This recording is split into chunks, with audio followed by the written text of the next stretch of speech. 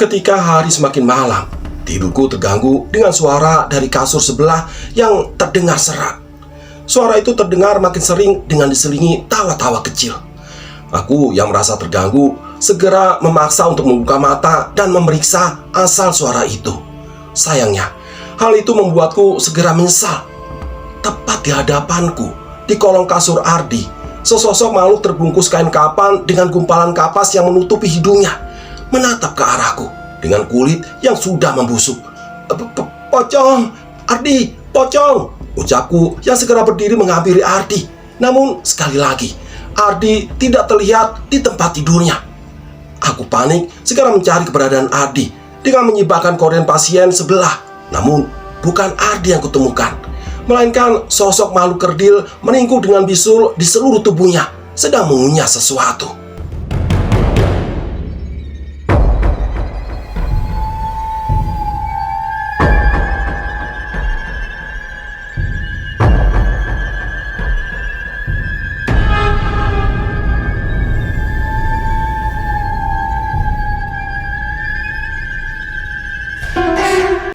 Bismillahirrahmanirrahim. Assalamualaikum warahmatullahi wabarakatuh. Ya, kembali lagi bersama Cerpen Horor. Cerpen Horor kali ini akan mengisahkan sebuah kisah, yaitu tentang kisah mistis di rumah sakit kosong. Baik, bagi para sobat yang baru saja menemukan channel ini, bisa membantu channel ini supaya bisa lebih berkembang lagi, yaitu dengan cara menekan tombol subscribe. Baik, yang ingin tahu bagaimana ceritanya? Langsung saja kita bacakan kisahnya. Terminal, terminal, terminal, yang turun Pati. Teriakan kernet bus membangunkanku yang sudah terlelap sepanjang perjalanan dari Bandung ke sebuah kota di Jawa Tengah. Pati ya bang, teriakku memberi isyarat kepada kernet bus dan mempersiapkan barang bawaanku. Bukannya tanpa alasan, aku melakukan perjalanan jauh dari Bandung ke kota kecil di Jawa Tengah ini. Sebuah kabar dari temanku yang sudah lama dirawat di rumah sakit membuatku menyempatkan diri untuk menjenguknya. Menjelang malam, bus antar kota yang kunaiki segera menurunkanku di sebuah terminal dan langsung melanjutkan perjalanannya lagi. Wajar saja, bus yang kunaiki tersebut adalah bus jurusan ke Jawa Timur. Mereka masih harus mengejar trayek mereka untuk sampai ke tujuan sebelum subuh. Sesampainya di terminal, aku mencoba menelpon temanku Ardi. Sayangnya tidak ada jawaban. Mungkin saja kondisinya yang lemah tidak memungkinkan untuknya untuk mengangkat telepon dariku. Untuk saja sebelumnya Ardi sudah memberi ancar-ancar kendaraan umum yang harus kunaiki untuk menuju rumah sakit tempatnya dirawat. Mas, maaf, ini lewat rumah sakit kan? Tanyaku pada salah seorang supir angkot yang ngetem di terminal. Oh, iya, rumah sakit mas. Rumah sakit mana ya? Supir itu berbalik bertanya kepadaku. Aku kembali mencoba membuka pesan yang dikirimkan oleh Ardi. Namun, yang tertulis hanya arah ke rumah sakit saja. Sepertinya dia lupa menuliskan nama rumah sakit tempatnya dirawat. Ya pokoknya rumah sakit mas, yang dilewati angkutan umum ini mas. Nantinya saya kasih tahu deh kalau sudah sampai, jawabku dengan percaya diri. Setelah penuh, mobil angkutan umum yang sedari tadi ngetem berangkat meninggalkan terminal. Aku memperhatikan satu persatu bangunan di jalan yang dilewati agar tujuanku tidak terlewat. Sampai akhirnya aku melihat sebuah rumah sakit yang cukup besar dari kejauhan. Mas, stop di sini aja mas, ucapku menghentikan angkutan umum yang kunaiki. Lah, masnya ini beneran toh mau turun di sini? Tanya supir angkutan umum itu, namun aku tidak mengerti maksudnya karena dia menggunakan bahasa Jawa. Maaf ya mas, saya orang Bandung, saya tidak mengerti bahasa Jawa. Maaf, ini ongkosnya. Nuhun mas, mangga. Balasku sambil segera meninggalkan angkutan umum itu dengan membawa semua bawaanku. Aku berjalan sedikit hingga tepat berada di sebuah bangunan rumah sakit yang cukup kuno. Payah si Ardi. Kenapa nggak pilih rumah sakit yang bagusan sih? Rumah sakit kok kayak gini?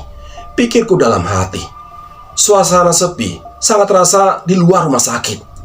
Terlihat dari jauh penerangan di bangunan itu sangat tidak memadai. Sebenarnya aku ragu untuk masuk. Namun karena sudah terlanjur sampai ke sini, ya aku memutuskan untuk melanjutkan. Lorong rumah sakit terlihat begitu sepi, seperti tidak ada pasien atau petugas. Langkah kakiku terhenti di hadapan meja resepsionis yang cukup tinggi. Punten, permisi, teriakku mencari petugas yang seharusnya berada di sana. Permisi. Berkali-kali aku berteriak, namun tidak ada seorang pun yang menghampiriku. Aku menunggu sambil memperhatikan sekitar. Perlahan aku tersadar, tidak ada satupun lampu yang di ruangan itu menyala. Semua penerangan berasal dari lampu luar yang masuk melalui jendela. Seketika aku merasa ada yang tidak wajar. Udara dingin mulai merasuk ke tubuhku dan membuat bulu kuduku merinding. Segera aku mengangkat barang-barang bawaanku dan bersiap untuk meninggalkan tempat ini. Selamat malam, Mas. Ada yang bisa saya bantu? Belum sempat melangkah, muncul seorang perawat rumah sakit berdiri tepat di belakangku saat aku menoleh. Iya, suster. Saya mau menjenguk teman saya, ucapku padanya. Suster itu berjalan ke belakang meja seolah siap melayaniku. Oh, boleh. Namanya siapa ya, Mas? Biar saya cek dulu, tanya suster itu. Namanya Ardi. Nama teman saya Ardi, sus, ucapku. Ardi. Sebentar. Kok tidak ada yang namanya Ardi yang dirawat di sini, Mas? Mohon maaf, jawabnya tanpa mencoba mengecek berkas apapun. Nggak mungkin, sus. Dia bilang ke saya kalau dia dirawat di sini. Protesku yang merasa kecewa pada pelayanan suster itu. Ia bahkan tidak memastikan namanya di berkas rumah sakit itu. Mas, di sini tidak ada pasien yang namanya Ardi, jawab suster itu sekali lagi dengan mukanya yang jutek. Ini loh, sus, ini Ardi, yang namanya Ardi. Aku memaksa suster itu melihat foto Ardi yang terdapat di handphoneku. Suster itu hanya melihat dan masih kukuh dengan yang ia sampaikan. Oh, Mas Ardi yang itu ya. Dia dirawat di ruangan melati, Mas. Ayo, saya antar. Tiba-tiba salah seorang suster muncul dari belakangku. Suster yang satu ini terlihat lebih ramah.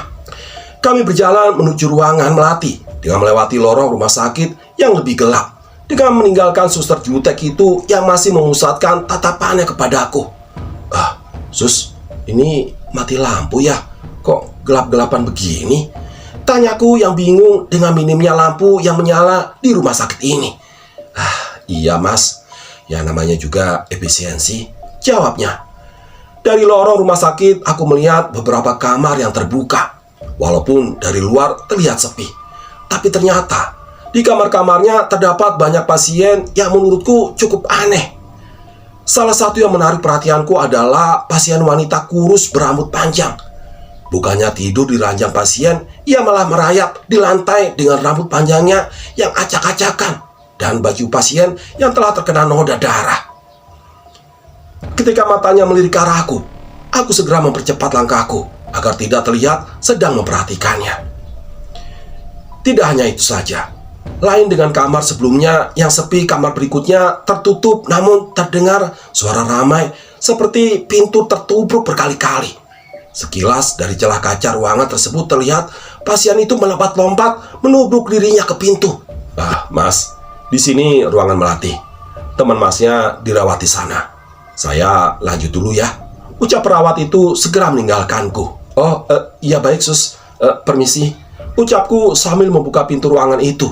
Namun tidak ada seorang pun di sana. Hanya 2 buah kasur pasien tanpa ada yang menyuduri. Sus, kok kosong ya ruangannya? Tanyaku pada perawat tadi yang ternyata sudah tidak terlihat lagi dari pandanganku. Aku mencoba masuk ke ruangan itu dan mencari tahu. Ardi? Ardi? Aku memanggil temanku yang menurut informasi itu ada di sana. Tiba-tiba suara pintu dari kamar mandi terbuka. Dan dari sana terlihat sesosok manusia yang mirip yang kutunjukkan pada perawat di depan tadi. Benar kamu dirawat di sini? Kirain aku nyasar, ucapku yang sudah merasa lega melihat temanku berada di sana. Iya, gimana perjalanannya? Lancar? Tanyanya sambil kembali ke ranjang. Ya lumayanlah lancar. Kamu gimana? Udah baik kan? Jawabku sambil menanyakan keadaannya juga. Ya sudah lumayan sih. Terima kasih ya sudah jauh-jauh datang ke sini, jawab Ardi. Santai saja. Maaf ya, aku baru bisa menjenguk. Itu kasur yang sebelah ada yang nempatin nggak ya? Tanyaku yang berharap bisa menumpang tidur di kasur sebelah. Ada. Biasanya sih pasiennya baru kembali ke kamar nanti malam, jawabnya dengan suara yang semakin lemas. Ya sudah, kamu istirahat. Aku numpang gelar tikar di sini ya. Ardi hanya membalas dengan mengangguk. Melihat Ardi yang wajahnya pucat, aku tidak lagi mengganggunya. Segera aku membereskan barang-barangku dan bersiap untuk istirahat juga, tepat di sebelah kasur Ardi. Aku menggelar tikar yang berbatasan langsung perbatasan dengan korden yang menjadi pembatas dengan kasur sebelah. Tidak lama setelahnya, rasa lelahku membuatku semakin mudah untuk tertidur. Sayup-sayup, terdengar langkah kaki dari luar ruangan. Suara pintu terbuka menyusul setelahnya. Aku tetap nyaman dengan tidurku dan berpikir itu adalah pasien sebelah yang sudah kembali. Dan benar, suara kasur yang diisi oleh seseorang terdengar di sebelahku. Dan ketika hari semakin malam, tidurku terganggu dengan suara dari kasur sebelah yang terdengar serak. Suara itu terdengar makin sering dengan diselingi ketawa kecil. Aku yang merasa terganggu segera memaksa untuk membuka mata dan memeriksa asal suara itu. Sayangnya hal itu membuatku segera menyesal. Tepat di hadapanku, di kolong kasur Ardi, sesosok makhluk terbungkus kain kapan dengan gumpalan kapas yang menutup hidungnya menatap ke arahku dengan kulit yang sudah membusuk. Pocong, Ardi, pocong! Ucapku yang segera berdiri menghampiri Ardi. Namun sekali lagi Ardi tidak terlihat di tempat tidurnya. Aku yang panik segera mencari keberadaan Ardi dengan menyibakkan korden pasien sebelah. Namun bukan Ardi yang ketemukan, melainkan sesosok makhluk kerdil berlingkuk dengan bisul di seluruh tubuhnya, sedang mengunyah sesuatu yang berbentuk seperti ayam hidup dengan darah yang berceceran. Tolong Ardi, tolong! Teriakku yang bersiap berlari keluar, namun tertahan oleh suara Ardi di belakangku. Apaan sih? Masih ngantuk nih. Tiba-tiba suara Ardi terdengar tepat di tempat tidurnya yang sebelumnya kosong. Lah, tadi kamu kemana? Itu ada pocong di kolong. Ada setan di kasur sebelah. Teriakku masih panik. Pocong? Pocong mana? Nggak ada tuh, balas Ardi yang segera mengecek kolong kasurnya dan memang tidak ada apa-apa di sana. Mimpi kali. Udahlah, tidur lagi. Ngantuk nih, jawab Ardi yang segera kembali tidur. Sekali lagi aku mengecek kasur sebelah dan memang tidak ada apapun di sana. Dengan jantung yang masih berdegup, aku memaksakan diri untuk tertidur kembali. Pagi mulai datang. Matahari masuk melalui jendela penerangi seluruh ruangan. Namun, sepertinya aku bangun kesiangan. Ardi tidak ada di kasurnya. Mungkin saja ia sedang jadwal check up atau melakukan pemeriksaan. Setelah menunggu cukup lama, aku memutuskan untuk meninggalkan Ardi untuk mencari makan di luar. Berbeda dengan semalam, rupanya rumah sakit ini cukup terang di siang hari. Namun tetap saja sepi. Mungkin memang tenaga medis di sini banyak diperbantukan di rumah sakit lain yang sedang membutuhkan bantuan tenaga untuk menanggulangi pandemi. Kota Pati memang cukup kecil. Aku berkeliling menghabiskan waktu sebelum berencana kembali ke rumah sakit.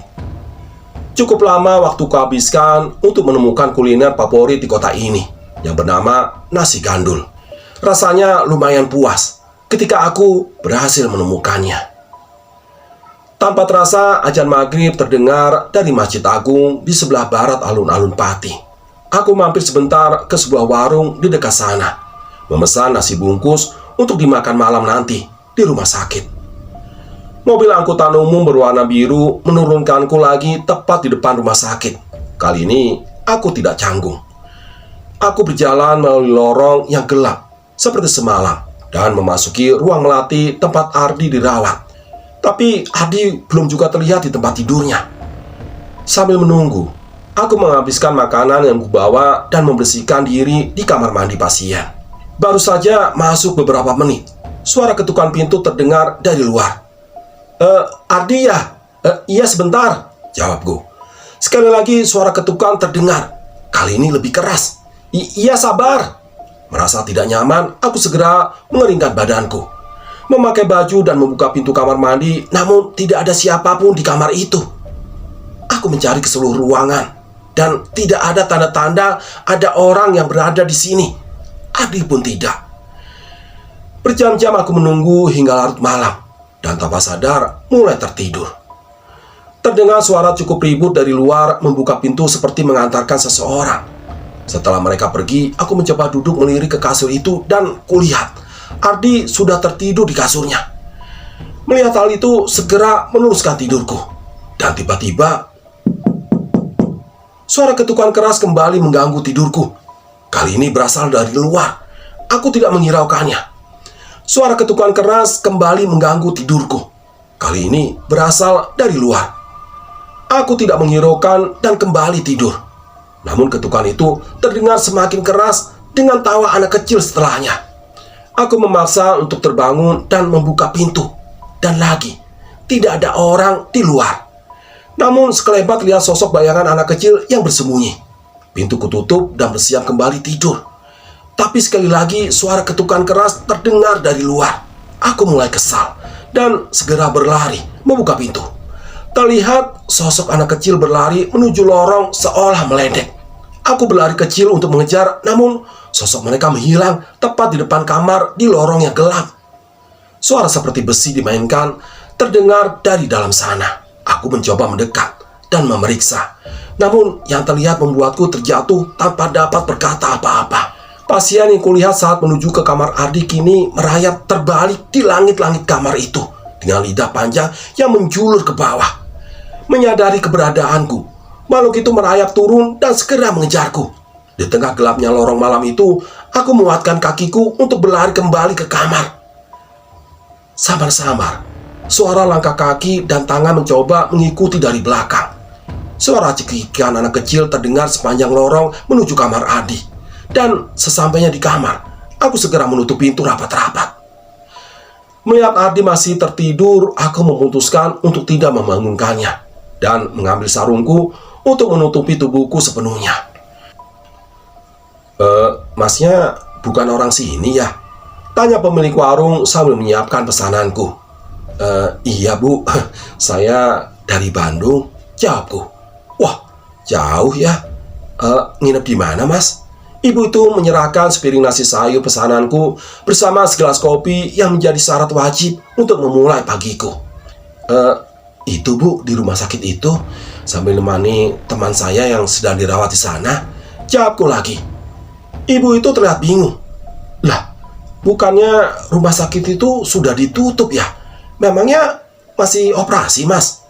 Dengan raut mukanya yang penasaran, ia mengambil posisi duduk di depanku. Masih bu? Lah, itu teman saya masih dirawat di sana kok, jelasku padanya. Ibu itu hanya mengangguk. Saya juga bingung, katanya rumah sakitnya sudah ditutup. Tapi beberapa hari lalu juga ada ibu-ibu yang dirawat dan melahirkan di sana. Ada ambulan dan mobil yang nungguin di sana, cerita ibu itu. Nah, berarti kan belum ditutup bu. Tapi ya memang sepi saja sih, jawabku sambil menutup perbincangan itu. Hari ini jadwalku untuk mencari oleh-oleh sebelum besok kembali pulang ke Bandung. Sekalian saja aku berkeliling mencari spot-spot foto untuk kenang-kenangan hingga tanpa sadar hari sudah mulai malam. Ardi, besok aku pamit ya.